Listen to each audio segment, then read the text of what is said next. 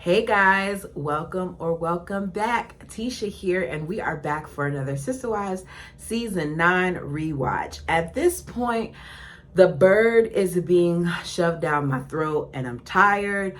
The only bird I like to eat is chicken, preferably stewed chicken or curry chicken or fried chicken or rotisserie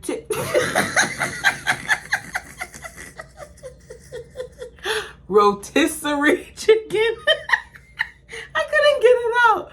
But I don't want the bird. But we're going to keep getting the bird because the bird is pregnant. And right now, everything about life is about the bird. These past couple of episodes have been the bird, the bird, the bird, the bird, the bird. I'm tired of the bird. But we begin this episode seeing everyone pack for their trip to Alaska.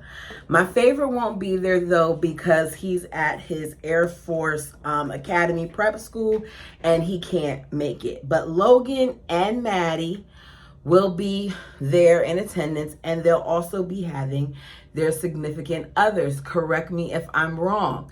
I do believe that these are both the people that they married. I'm sure about Caleb, and I do believe that Michelle is Logan's longtime girlfriend who he's now married to. So it's cute to see how it began.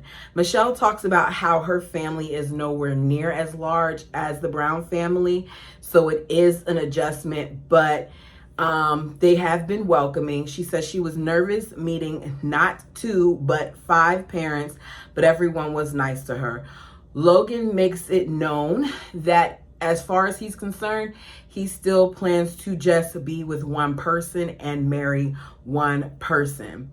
We're then reminded of Caleb and Maddie and how they met when Curtis, who is Cody's brother, who is married to Erica, passed away, and Caleb is the brother to Curtis's wife, Erica. So Janelle says that when Caleb first noticed Maddie back when they first met, that he brushed it off because at the time, Maddie was only 17, which means if there's a 10-year difference, Caleb was 27. I like Caleb, but I have to be honest and I have to call it like I see it, and I have to say that it is a little creepy. Not that there's a 10-year age difference, but that age difference is at the time where it is, where you have a 17-year-old and a then 27-year-old, where you have a 19-year-old, because I think that's how old she is now, and a 29-year-old. Those experiences are very different. And this is coming from someone who had a child with someone who was older. You don't always notice it then, but sometimes when you get older, you do notice things later on. I do feel, however, that despite, my hesitance, that the two of them have worked out. So I'm not going to say what I would say if I knew that they didn't work out. I'm glad they worked out. I'm glad he waited. It's just weird to know at 17 that he noticed her. The older kids say that vacations never go as planned. So they're all trying to kind of prepare themselves, that they always expect for there to be some type of fight, some type of drama, or for something to just happen, which we later see in the episode in regards to Garrison. You have Solomon on the bed beside Cody while he's packing. Cody says, "Saul, can you eat before you get your present?" You have Garrison then saying, "I want a present too." Cody says, "Well, maybe you can have one if you cry and you drive me crazy." So because Solomon is driving Cody crazy, he gets rewarded by getting a present. I wouldn't normally bring this up, but that little display we saw right there is part of the reason why you see Saul get away with what he does later in the episode. Cody says the whole crying thing, and you have Garrison does a fake whine where he's like, "Dad," so he could get a gift. Of course, he doesn't. They laugh about it, but it just shows that There's something not that right about that whole thing where you get rewarded for not doing what you're supposed to do, or you get rewarded as a means to stop you from whining and crying rather than taught that you can do that without getting a reward. So before they leave for Alaska, Cody and Robin are heading to get an ultrasound done to find out the gender of their baby.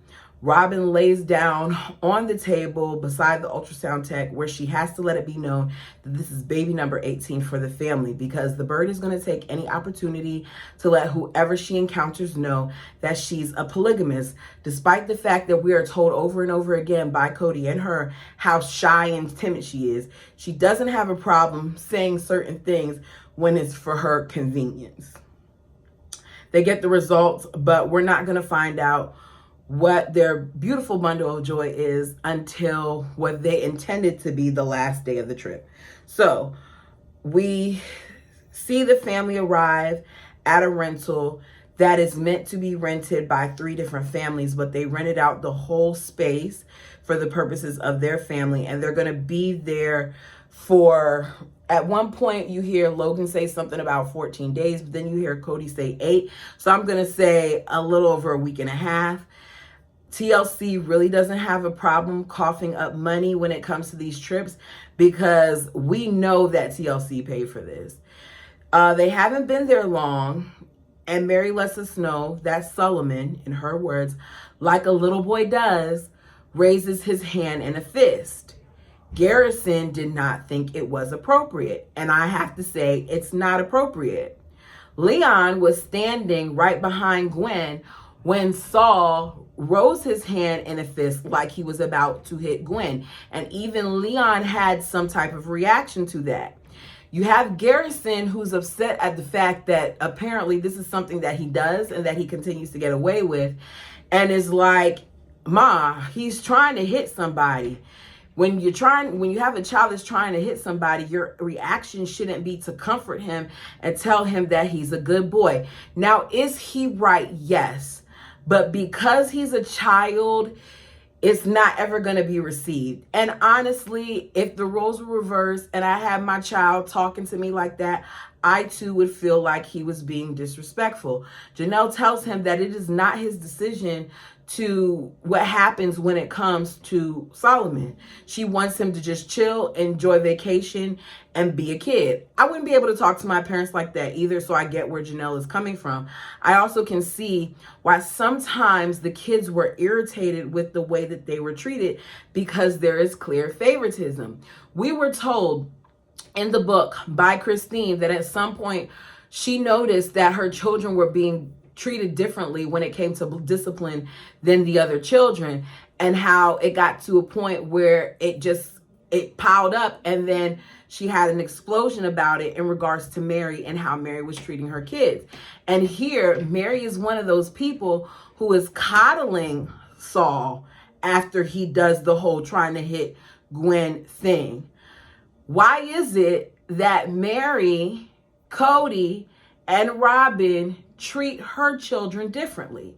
Now, you all can let me know what you think down below. And to some of you, that may not be a big deal, but we're not talking a lot about a little baby here. If later on Cody complains about Truly, who is 5, who throws a little bit of a tantrum sometimes when she doesn't get her way, then that means at this point, Saul is either almost 4 or he's already 4. So you know the difference between right and wrong, and you know you should not be attempting to act like you're going to hit anyone. Garrison continues, if we continue to raise him like this, then he's going to be a little narcissist, but go ahead.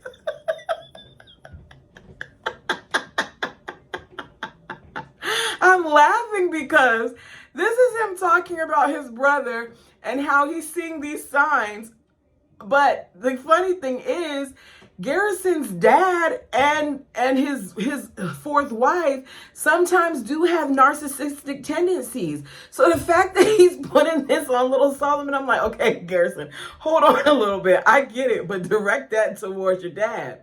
Cody said he doesn't need kids correcting other kids. He is the parent and he will parent Solomon. Cody tells him, boy, You're really, really out of line. Don't correct me when it comes to parenting, please. And Cody's right. He shouldn't be correcting him. Garrison then lets him know he's not correcting him. He's advising him. Garrison has always been a little bit of a smart one, to his detriment at times. And I said it before that it couldn't be me, but this is the dynamic that they've allowed.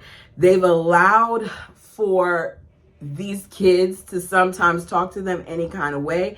And what may not work in my house may work in theirs. And apparently this works for them. All these parents drop the ball at various times, because even then what Garrison's doing is disrespectful. And if it were me, he probably wouldn't be able to go on one of the outings. If I told you to stop, don't keep going back and forth with me because I told you to stop. And we've seen on multiple occasions that when Garrison is told no or stop or quit by Cody, he always has some type of comeback and they go back and forth. Janelle thinks that Garrison trying to advise Cody was kind of funny, and she laughs. I don't think it was funny at all. Not that she thinks it's funny. I may have laughed at some of the things that he said, but when you put it into context in that moment, you're trying to shut him down. He's going back and forth with Janelle. Cody's trying to shut him down. He's going back and forth with Cody. That's not okay. Cody basically gives him credit for not blowing up and not putting anyone down like he's done in the past. He says that he does see growth in him, even though he might have not put any of the kids down, but in that moment, he put down Cody and his parenting. We then see the family go out to breakfast, where so many of them that they cannot sit inside. They have to sit outside of the establishment at the picnic tables. They talk about Caleb and how outdoorsy he is. Maddie talks about how one of the things that he wants to do is build a cabin in the middle of the woods. And she says, Cody can't wait to get here. Now, he's not going to be there for the entire duration. I think he's only going to be there for a couple of days because he has a job to get back to. But she's excited about the time they get to spend together. The entire family we then see go shopping, and it's a lot. This is not something that they normally do. So that in itself is a whole thing. They need to get enough food for 576 meals. Robin is in charge of the sack lunches and some of the dinners. Christine's in charge of the breakfast. Janelle's in charge of some of the dinners. And Mary's in charge of some of the dinners. And they're all shopping for specific things for that particular dinner. Not only do they have to pay attention to what they're buying, but also what people eat. I'm going to tell you like this. Nothing about the way that the Brown shop currently shows me that this money is coming out of their pocket. It shows me that TLC is very much so paying for it, because I remember when I used to go camping, when I used to help with the shopping for camping with our kids, if we have 45 kids going camping and let's say 10 adults, best believe I'm not going to a local grocery store to do shopping. I get the bulk items that we can carry with us from the bulk store. Then we get to our location, the closest store there, I may buy some more, get some dry ice and things of that nature. But there's no way I'm just going to be shopping at this one store, getting little of this, little of that, when I could get something in bulk. But I think that because we didn't see them traveling, maybe they flew there. I don't know. You all tell me down in the comments if you know how they got there. Mary says she doesn't normally go shopping with everyone because it's insane. Christine, by the time they're done, says she's over it and she doesn't even have everything on her list. Cody lets us know that it's stressing him out, thinking about what it's like to feed this family. And it's stressing him out because that's not what he normally does. They guess the different amounts for the price of the food. And Christine, who tends to do a lot of shopping, is the most accurate. She guessed that it's going to cost $3,000, and it comes to a total of $2,910.50. And she celebrated for her triumph in being right. We then see the older kids who are in confessional saying that one of the things that they love about this trip is that they're all together in this one house, that they wake up and they get to sit and have coffee and talk and stuff together, and that the entire family is together. So we see them all heading out for panning gold. They're about to head out, and the person who's over it lets them know that there is a bridal suite on site because there's a lot of weddings there. Cody points us out to Madison, and Madison points us out to Logan and Michelle. I love Michelle because Michelle looks like she wants no part of it. And although they are married now, I think Logan, of all the siblings, took the longest time to get married to his partner. And I respect it because I'm sure that there were various times where he was probably pressured by his family to hurry up and pop the question. They're all excited, but they're all excited. We see them do the panning and they're all looking for these little itty bitty specks of stuff that some of them look like the size of glitter, others the size, well, not even the size of sequins, but they go to town looking for this gold. Garrison said he thinks he found enough pieces to give a tiny crown to an ant. I never was into gold panning. I tried it one time and I felt like I was wasting my time. It wasn't for me, but I'm not going to knock those of you who enjoy it. Let me know down in the comment section if it's something that you enjoy. And if you enjoy it, did you make off with a lot of money? That's what I really want to know. Show me the money, honey. Mary says, whatever she finds, she's going to give to Madison and she could use it for her ring. I feel like it's just marriage. And I guess because Maddie said she was going to lean into the way that they do things as far as the courting, that's why everything seems to be sped up.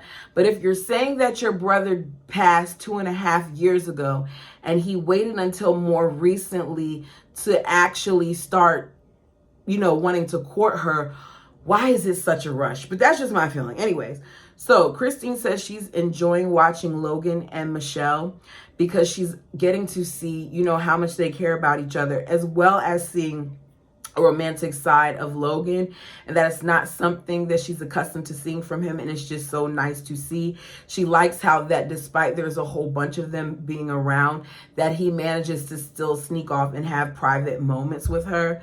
They go back to the house to see who has the most gold. They line it up and Garrison wins. He pulled to $70 to $90 worth of gold. As a winner, he gets a shirt that says he's a gold digger. Then you have the 5-year-old Truly having a meltdown, according to Cody, because she didn't win. So what does Saul have? When Saul tried to hit his sister, what is that? Because you're really quick to put a word on what Truly's doing, but what does Saul do? I just pay attention to how he talks differently about various kids. And sometimes when he speaks about Truly, to me, he comes off like he's annoyed. Much like he used to sometimes be annoyed with Gwen. It's clear that he has some favorites. Truly then says to the camera that she didn't get the shirt that Garrison got. And she really, really wanted that shirt really, really bad. But she didn't get it. She was so adorable back then. Maddie is getting ready for Caleb's arrival. She says she's not nervous about him coming, but she is nervous about the way that her family is going to be bombarding him. That's a lot of people at one time, but they did good. Christine talks about how Cody's going to have a talk with Caleb. They really rushed the process, as I said earlier. I don't feel like the first time you all meet somebody to this capacity that the talk should be so serious, but this is just what they do. Maddie says her and Caleb didn't like each other at first, but they grew on each other. Aspen said when she saw them together after the funeral, she saw that they had a chemistry. He then calls her and says, "Hey, beautiful, I'm 10 minutes away." The good thing about this is despite the reservations that I've had about their age difference, they've seemed to make it work. And he does love her and the family that they've created. He pulls up and even that becomes the whole show because everybody's watching out the window. Logan tries to calm them down and protect his sister. And Maddie says, when they first walked in, it was really awkward because instead of them being so loud and overbearing where they're just asking him a whole bunch of questions, instead they were quiet and they were just gawking at him. There's nothing natural about that. Cody said, "We've been talking about you a lot, but it's all been good. The parents and the kids dial back the chaos." We get told about the story that Caleb told Maddie about with the guy saying from his job, I guess, saying, "I'll punch your butt." And how now all the kids are saying this. So you hear Solomon say, "I'll punch your butt." And then he says it back to him and everybody laughs and they feel like it's so cute because this is now something that's gone around with the whole family. Maddie says that she knows that Caleb is the one. She loves him and she can't see herself without anybody else. Caleb lets us know that he first found out about polygamists at 14. He didn't know what they were, so he asked his dad about it, and his dad explained it to him. And once he understood what it meant, he was okay with it. But he said he does not have a desire to be a polygamist. He is a one-woman kind of man. We see them go and take a hike where Christine lets us know that she's not only doing this just for them to get out, but she wants to watch Caleb to see how he treats Maddie and if he's a gentleman. Their own husband isn't a gentleman, so I find it odd that she's going to judge Caleb on this. But okay, Christine, do what you feel like you need to do. Janelle, seeing both of her kids holding hands with significant others, has her seeing that time is going by. I never really realized how quickly time went by until I became a parent. I remember growing up and hearing time flies, but you don't see it sometimes until you're in that different role. And sometimes I find myself looking at my kid and I wonder how we got to this point. Because I'm so proud of my kid. I really am. He makes me proud. And you can see in this moment that Janelle too is proud. They meet Mo, who is an Eskimo man, who says that, because Cody explains that, you know, this is his plural family. And he lets him know, like, Eskimos used to have plural wives too until the missionaries and the explorers came in the 1700s. He asks Cody if any of the ladies are available. Cody says, yeah, for a price. They joke about it. Mo lets them know that he has 6 boys and the youngest one is 30. They then get to a hand tram where Michelle enjoys pulling. She likes to do some of the same things as guys. She's very athletic. Christine, meanwhile, while they're going across the water and stuff in the hand tram, is freaking out while Gwen is loving it. Logan finds a spot where they can eat, and I couldn't help but notice that when he was speaking about the spot, he was holding his little sister Savannah's hand. Logan really was a solid big brother, and he had a major role to play being the big brother of all these kids. And I really do believe that him and Michelle, if they do decide to have children, that they're probably going to take their time just because of how quickly he had to grow up, much like Aspen, who we know is also the oldest of her family, and she still has yet to have children either. I hope it's not because of any complications, because she did at one point say she wanted kids, but they still haven't had any either, and I think it's because of the roles they play. We see Truly teasing Maddie and Caleb, saying they're going to get married. Cody gives her a high five for harassing them, tells her to keep going. For some reason, while they're eating sack lunches, Cody approaches Caleb and Maddie to talk about how he asked Robin's dad to court her. Robin is not her mother, so I don't understand why he would be talking about the courting of Robin with them rather than her mother. I understand that maybe Janelle didn't have a father figure for him to ask that question to, but he still could have talked about him and Janelle rather than him and Robin, because he just kept going on and on about how Paul told him he didn't want Cody to get romantic because Robin had a bad experience. So no flowers, no chocolates, no hand holding, no kissing. And I want to know, what the hell did Robin tell her father? Because that's some odd request, not to give her any chocolate or flowers. I get maybe not the hand holding, but even then, she's a grown behind woman. Why can't, who had kids at this time? Why can't she hold his hand?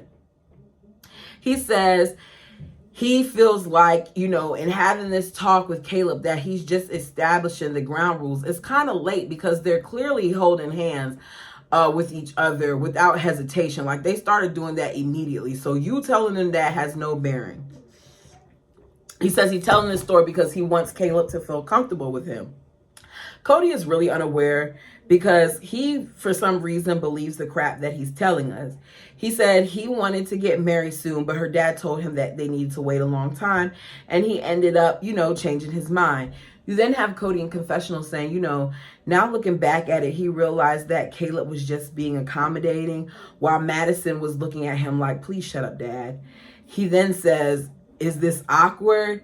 I just know the look of love. My little girl is smitten, man.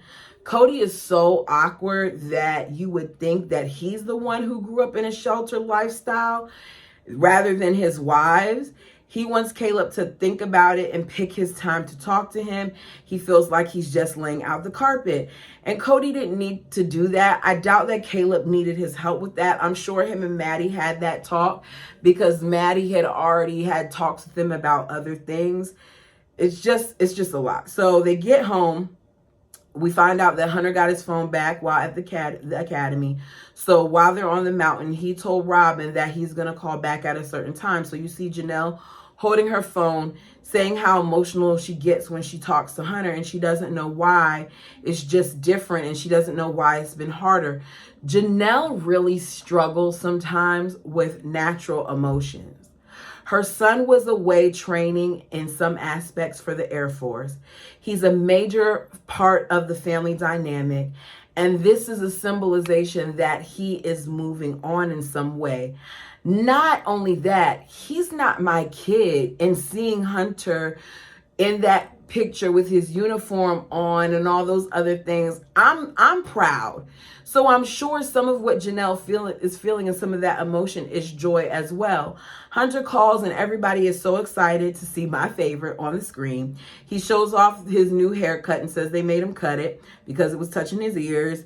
You hear him yell to Truly, I love you. And she yells, I love you, Hunter. It's the cutest little thing. You then see Cody and Robin letting us know that they're going to use this time to have Truly and Saul open up these presents that show what the gender of the baby is, because the baby is either going to be girl dolls or boy dolls. We see them open it. We see it's a baby girl doll. Hunter says he's happy it's a girl. He has a lot of sisters, but he loves his sisters so much. Everyone is quiet. Cody points out that normally you have to force everybody to quiet down. But in this case, you don't have to because everybody's so excited to hear from him. You hear him say, I can't really talk to you all, but you can send pictures. And I would really appreciate it if you send pictures. And I'm like, man, Hunter is just such a good person. Michelle is talking to McKelty. She says she's getting used to everybody and she's enjoying herself. They then talk about the tale of Maddie. I don't know why they would make fun of a depressing period for her, but we actually get a clip of some of what they showed at Maddie's graduation.